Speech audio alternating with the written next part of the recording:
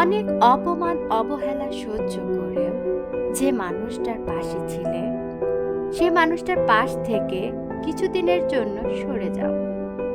তুমি সরে গিয়ে দেখো সে তোমায় খুঁজছে কিনা। নিজেকে তার কাছ থেকে আড়াল করে দেখো সে তোমায় গুরুত্ব দিচ্ছে কিনা। ভালোবাসা একতরফা হতে পারে, কিন্তু সম্পর্ক কিন্তু একতরফা গড়ে ওঠে না। তাই একটা সম্পর্কে দুজনের প্রতি একই রকম চাওয়া পাওয়া বিশ্বাস থাকা উচিত।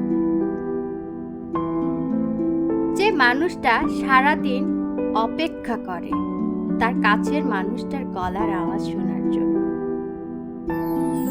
থালা আগলে সারাটা রাত বসে থাকে অনেক অপমান সহ্য করে, অনেক অভিমান জমিয়ে প্রিয় মানুষটা জন্মদিন কখনো ভুলে যায় না।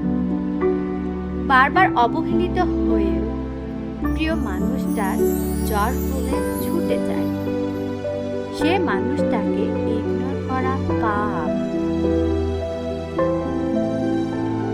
উল্টো দিকের মানুষটা নিজের জীবন নিয়ে ব্যস্ত থাকে, তাহলে এভাবে কোনো সম্পর্ক দীর্ঘজীবী হতে পারে না।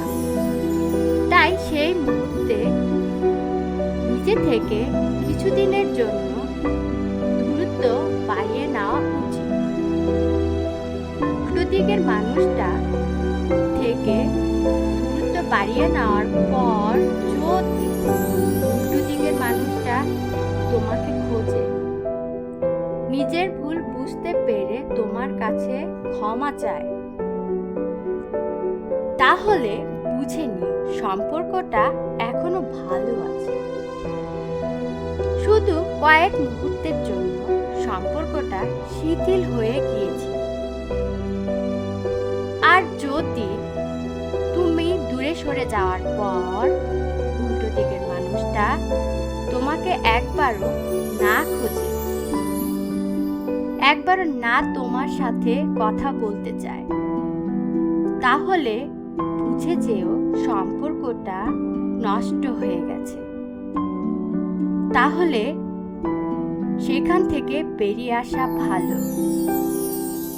নষ্ট সম্পর্কে পড়ে থাকার চেয়ে একা থাকা অনেক ভালো।